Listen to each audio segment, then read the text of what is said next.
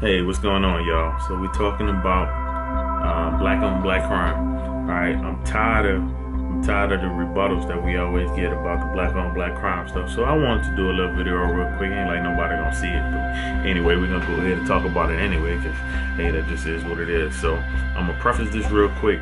This is kind of in response to there was a press conference done yesterday, I think it was, by Neil Norman. He's the sheriff. Um, in Jefferson Parish, where Joe Mcknight was gunned down by Ronald Gasser. I think this guy was like 54 years old, something like that. But as a white male, Joe Mcknight was the black former NFL football star. You know, so these two dudes, man, they was on the interstate. They got into it. I think McKnight might have cut the other dude off, and they sped around and had the road rage thing. They pulled up at a red light. Supposedly, McKnight got out the car and, the other dude, pow, boom, killed him dead. All right, that's a real brief, quick synopsis of the whole situation. I'm not sitting there going into details. Maybe on another video we'll discuss that. But one of the things that the sheriff pointed out was, they always go back to the whole statistics of, I think, the amount of black on black crime. So I think one of the reporters was like, look, man, we're tired of seeing, these white guys killing these black guys and getting away with it scot-free. We just had the situation up in North Carolina where the police shot this guy in the back. They went to the trial and it looked like it was going to be an open and shut case. And here we go. We got a hung jury. This dude going free. Time and time again, we see the same old thing. One of these police, they shoot these unarmed black guys, and, they plead, oh, I was fearing for my life. This guy, he was, 20 feet tall. He was one of the X-Men. He had mutant powers, like the shooter up in Dallas. I mean, obviously this dude was Wolverine. Cause one second he was on a rooftop, the next second he was on the floor, the next second he was shooting people from close range, the next second he was disappearing into buildings. So obviously the black male is some innate superhero powers that has everybody fearful of their lives as soon as they see him. But all right, back to my story. I say that to say, these guys always get off. They always get off scot free, no problem. And in this case, we got another situation. I think this guy, he shot this dude cold blood, went to the police station, and walked away and was not arrested. So it took like 3 days, and I think finally now they finally arrested him on manslaughter, if I'm not mistaken. All right, so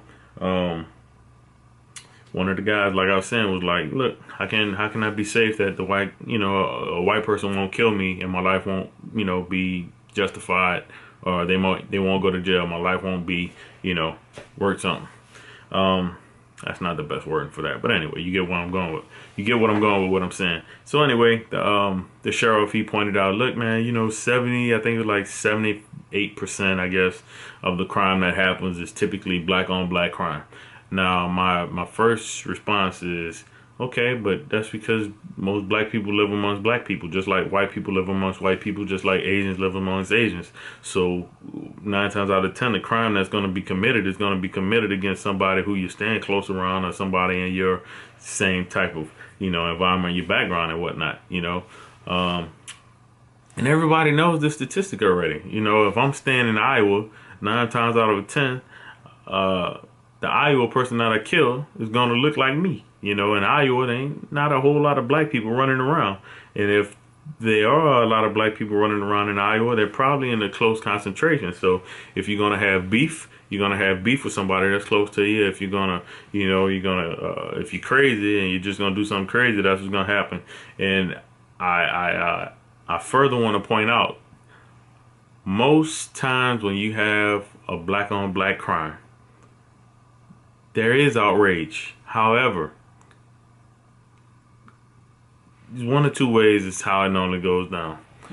One, it's been some kind of ongoing beef, and street justice is probably going to take care of it. Either Snooki and the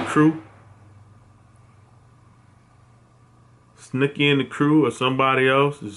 I say that we're talking, and I just heard a gunshot, kind of freaked me out a little bit. But either Snooki and the crew, is gonna go handle up, or that person is gonna get himself killed by somebody else. So, like I said, street justice, man. And then if not, 9 times out of 10, this dude ain't gonna just run free because he's going to jail. He's going to jail. He's going to jail, and he's not gonna get out. Whereas in these cases, these are public officials 9 times out of 10. Public officials who they get paid administrative leave, and then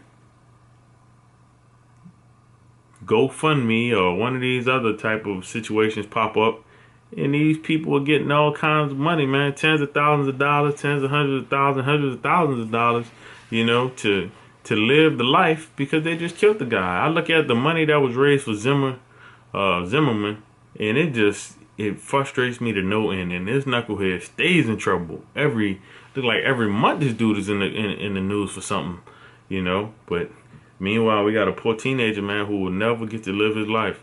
But meanwhile, Zimmerman is constantly making bad decisions week in and week out. Same thing with this Ronald Gasser guy. This dude has a history of having road rage incidences. One of the guys he chased down was a former cop, right? A former cop. I'm not sure if this is the same instance or another instance, but looked like he chased somebody else at a gas station one time and started beating this guy up.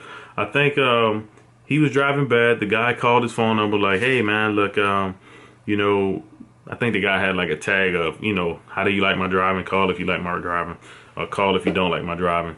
So this guy called up, "Hey man, the driving is bad." So this dude followed this guy to a gas station and proceeded to start punching him, man, punching this dude lights out. But meanwhile, he gets off on this situation and gets to walk scot-free, where he has a history of bad behavior. Now, 9 times out of 10, if I got a history of bad behavior and I do something like this, the police are gonna see this. Oh man, he's Blow Joe right here. Nah, he a bad dude, man. Look, he got a record. He got a record this long. Ain't that what they always try to pull up? Oh, he got a record this long, and boom, throw away the key.